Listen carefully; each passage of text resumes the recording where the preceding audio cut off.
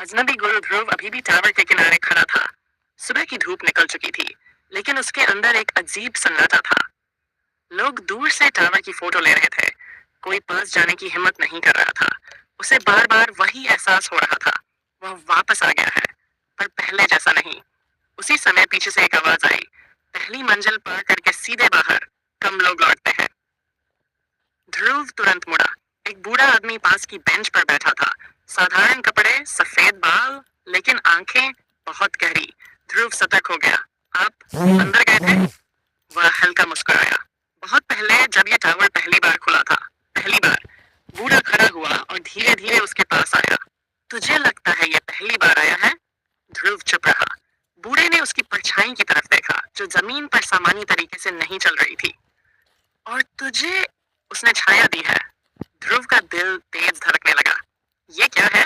मेरे साथ क्या हुआ? बूढ़े ने सीधा जवाब नहीं दिया। वह पास की दीवार के सामने खड़ा हुआ। धूप साफ पड़ रही थी, लेकिन उसकी अपनी छाया नहीं बन रही थी। ध्रुव की आंखें फैल गई। शक्ति दो तरह की होती है, बूढ़ा बोला। एक जिसे इंसान चलाता है, दूसरी जो इंसान को चलाती है। उसने ध्रुव की आंखों में देखा। तेरी वाली दूसरी है। ध्रुव का गला सूख गया। मतलब मतलब अगर तू इसे समझा नहीं तो एक दिन ये तू नहीं रहेगा। कुछ पल दोनों चुप रहे। फिर बूढ़ा धीरे से बोला, अगर सीखना चाहता है तो आज रात पुराने पुल पर आना। वह मुड़ा और भीड़ में खो गया। ध्रुव वहीं खड़ा रह गया। पहली बार उसे टावर से ज्यादा डर अपने अंदर से लगा। पहली ट्रेनिंग रात धीरे धीरे शहर पर उतर रही थी।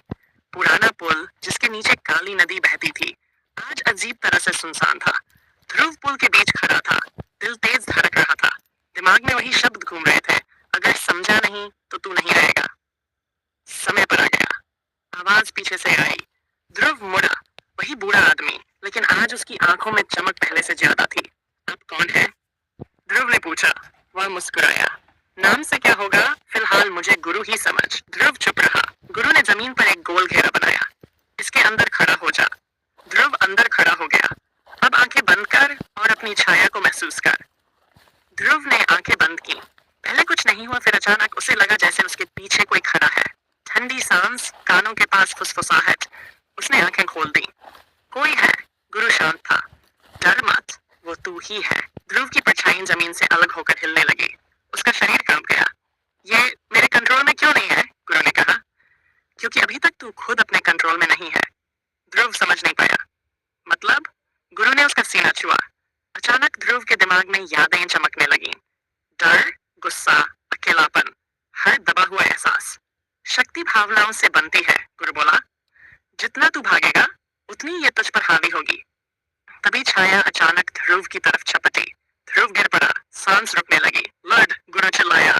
भाग मत। ध्रुव ने पहली बार डर से भागने के बजाय गुस्से से आंखें खोली। मैं कंट्रोल करूंगा। उसके शरीर से हल्की काली ऊर्जा निकली। छाया रुक गई। धीरे धीरे वापस जमीन से जुड़ गई। कुछ सेकंड, फिर सब शांत। ध्रुव हांफ रहा था। गुरु मुस्कुराया। पहला कदम पूरा। ध्रुव ने पूछा, क्या मैं सच में ये सीख सकता हूँ? गुरु बोला, तू नहीं सीख सकता, तुझे सीखना ही पड़ेगा। क्यों? गुरु की आंखें अचानक गंभीर हो गईं। क्योंकि टावर ने तुझे चुना नहीं, तुझे चिन्हित किया है। ध्रुव का दिल रुक सा गया। चिन्हित? गुरु धीरे से बोला, शिकार और शिकारी दोनों बनकर। हवा अचानक ठंडी हो गई। ध्रुव को पहली बार महसूस हुआ, उसकी जिंदगी अब सामान्य नहीं रहने वाली। शक्ति की कीमत रात गहरी हो चुकी थी। पुराने पुल के नीचे बहती नदी से ठंडी हवा उठ रही थी। ध्रुव अभी भी जमीन पर बैठा था।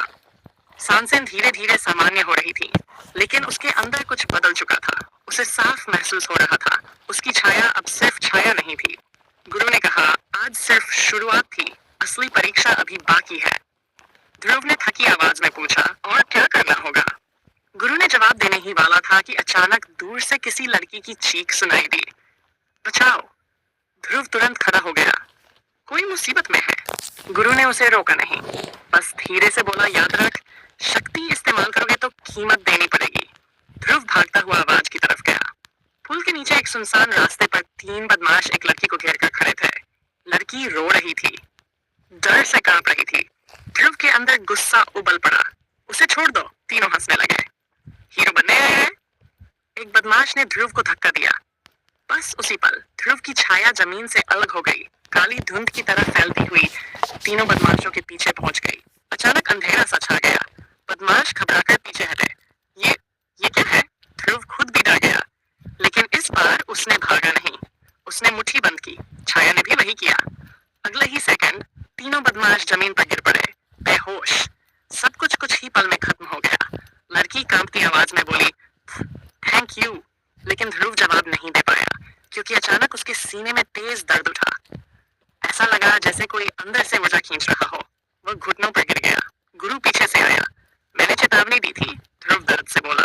ये क्या हो रहा है? गुरु गंभीर था। हर बार जब तू शक्ति इस्तेमाल करेगा, ये तुझसे कुछ लेगी। क्या? गुरु ने उसकी आंखों में देखा। ताकत, यादें या कभी कभी इंसानियत। ध्रुव के शरीर में ठंड दौड़ गई। अगर कंट्रोल नहीं किया तो एक दिन तू खुद को पहचान नहीं पाएगा। कुछ देर बाद दर्द कम हुआ। ध्रुव धीरे धीरे खड़ा हुआ। उसने पहली बार महसूस किया हीरो बनना आसान नहीं होता, और उसकी लड़ाई दूसरों से ज्यादा अपने अंदर से थी। शक्तियों की रैंकिंग अगले दिन। ध्रुव एक पुराने गोदाम के अंदर खड़ा था। ये जगह गुरु ने ट्रेनिंग के लिए चुनी थी। छत टूटी हुई, दीवारों पर दरारें, और अंदर अजीब सी ऊर्जा महसूस हो रही थी। ध्रुव ने पूछा, गुरु, कल आपने कहा था कि और भी लोग चिन्हित हैं, तो क्या सबके पास अलग अलग शक्तियां होती हैं? गुरु हल्का मुस्कुराया। सिर्फ अलग नहीं, उनकी रैंक भी होती है। ध्रुव चौंका। रैंक? गुरु ने जमीन पर उंगली से लिखना शुरू किया। ई रैंक सबसे कमजोर, बस हल्की शक्ति जैसे थोड़ी ताकत बढ़ना या मामूली हीलिंग। डी रैंक सामान्य इंसान से बेहतर, लड़ाई में फायदा लेकिन सीमित क्षमता। सी रैंक यहाँ से असली योद्धा शुरू होते हैं। खास शक्तियां, तत्वों को थोड़ा नियंत्रित करना, तेज स्पीड। बेहतर रिफ्लेक्स। बी रैंक खतरनाक स्तर, एक इंसान कई लोगों के बराबर, छोटे क्षेत्र को तबाह करने की क्षमता।